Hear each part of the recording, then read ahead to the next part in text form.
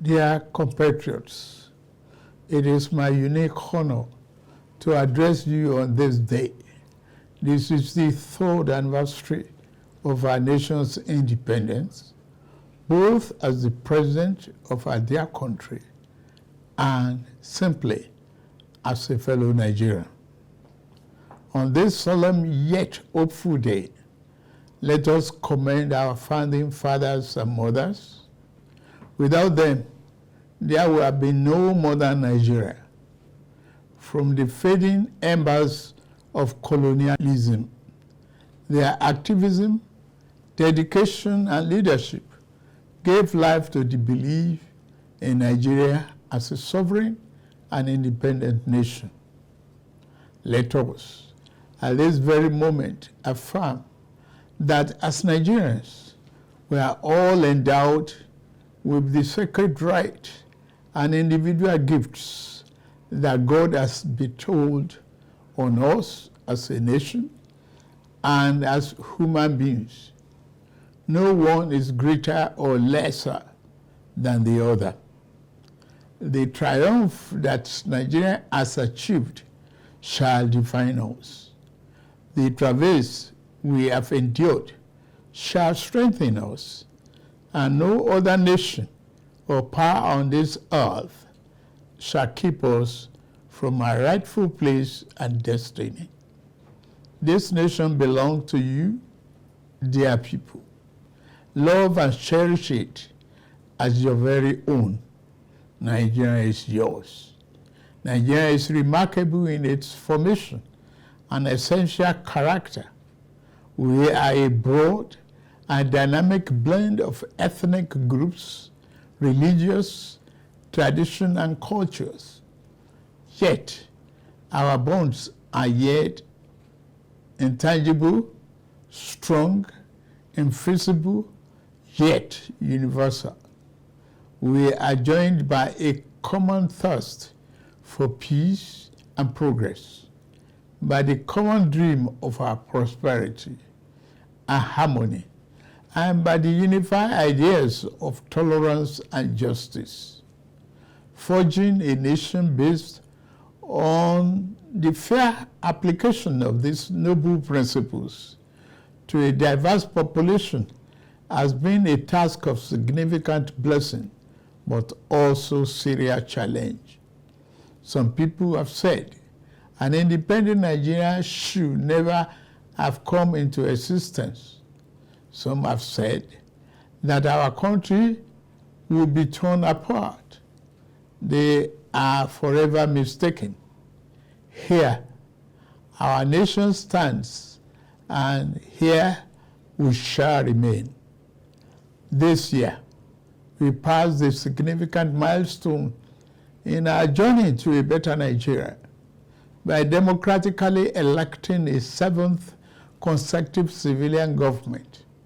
Nigeria has proven that commitment to democracy and the rule of law remains our guiding light. At my inauguration, I made important promises about how I will govern this nation. Among those promises were pledges to reshape and modernize our economy and to secure the lives, liberty, and property of the people. I said that bold reforms were necessary to place our nation on the path of prosperity and growth. On that occasion, I announced the end of the fuel subsidy. I am attuned to the hardships that have come.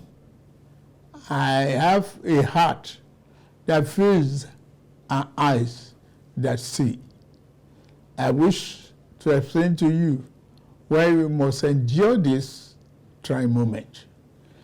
Those who sought to perpetuate the fuel subsidy and broken foreign exchange policies are people who will build their family mansion in the middle of a swamp. I am different.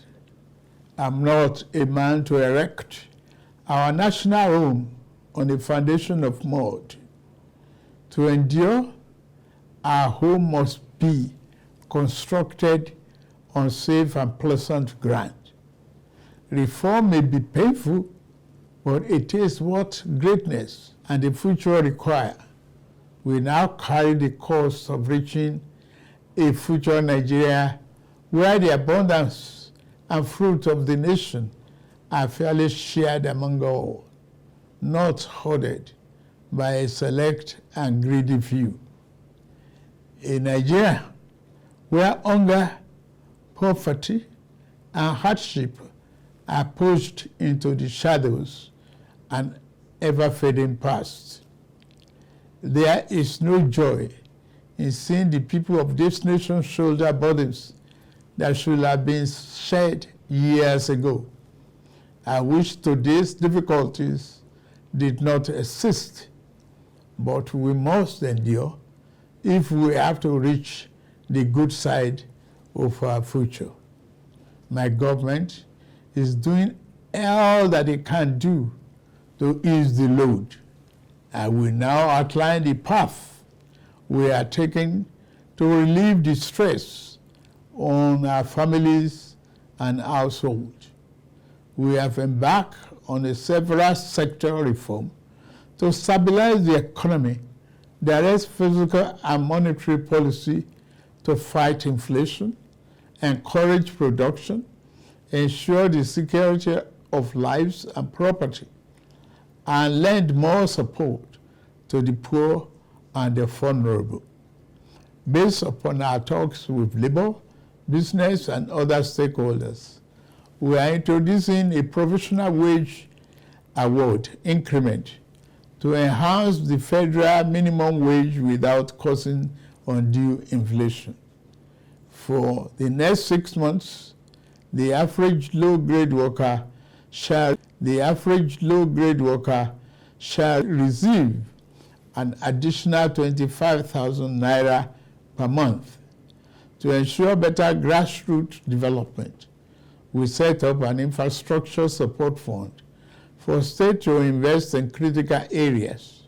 States have already received funds to provide relief packages against the impact of rising food and other prices. Making the economy more robust by lowering transport costs shall be key. In this regard, we have opened a new chapter in public transportation through the development of cheaper, safer, compressed natural gas, CNG, buses across the nation. These buses will operate at a fraction of current fuel prices, positively affecting transport fare. The new CNG conversion kits will start coming in very soon, as all hands are on deck to fast-track the usual lengthy procurement process. We are also setting up training facilities and workshops across the nation to train and provide new opportunities for the transport operators and entrepreneurs. This is a groundbreaking moment where, as a nation, we embrace more efficient means to power our economy. In making this change, we also make history. I pledged a thorough house cleaning of the den of malvisions the CBN has become. That house cleaning is well underway. A new leadership for the central bank has been constituted. Also, the special investigator will soon present its findings on the past lapses and how to prevent similar recurrences. Henceforth, monetary policy shall be for the benefit of all and not the exclusive province of the powerful and wealthy. Wise tax policy is essential for the economic fairness and development. I have inaugurated a committee on tax reform to improve the efficiency of tax administration in the country and address fiscal policies that are unfair or hinder the business environment and slow our growth.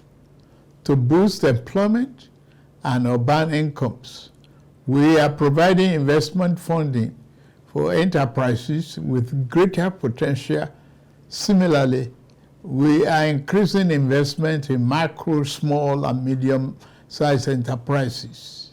Commencing this month, the social safety net is being extended through the expansion of the cash transfer programs to an additional 15 million vulnerable households.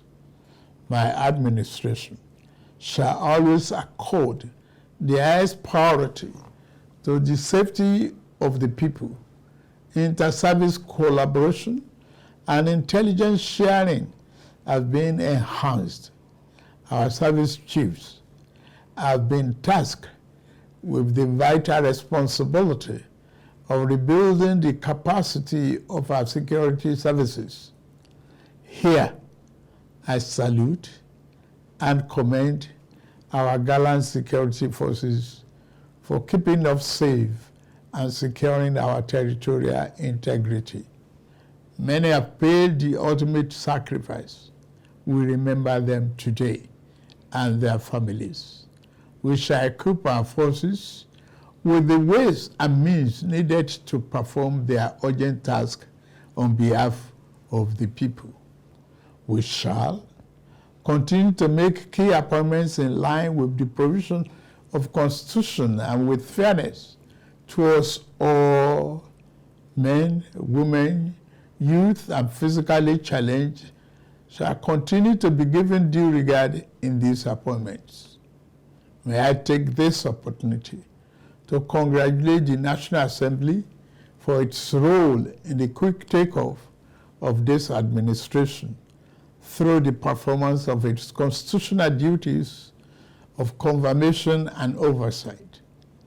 I similarly congratulate the judiciary as a pillar of democracy and fairness. I also thank members of our dynamic civil society organizations and labor unions for their dedication to Nigerian democracy. We may not always agree, but I value your advice and recommendations. You are my brothers and sisters, and you have my due respect. Fellow compatriots, the journey ahead will not be navigated by the fear or hatred. We can only achieve our better Nigeria through courage, compassion, commitment as one indivisible unit. I promise that I shall remain committed and serve faithfully. I also invite all to join this enterprise to make our beloved nation into its better self. We can do it. We must do it. We shall do it. I wish you all a happy 63rd Independence Anniversary. Thank you very much for listening. May God bless the Federal Republic of Nigeria and bless all of you.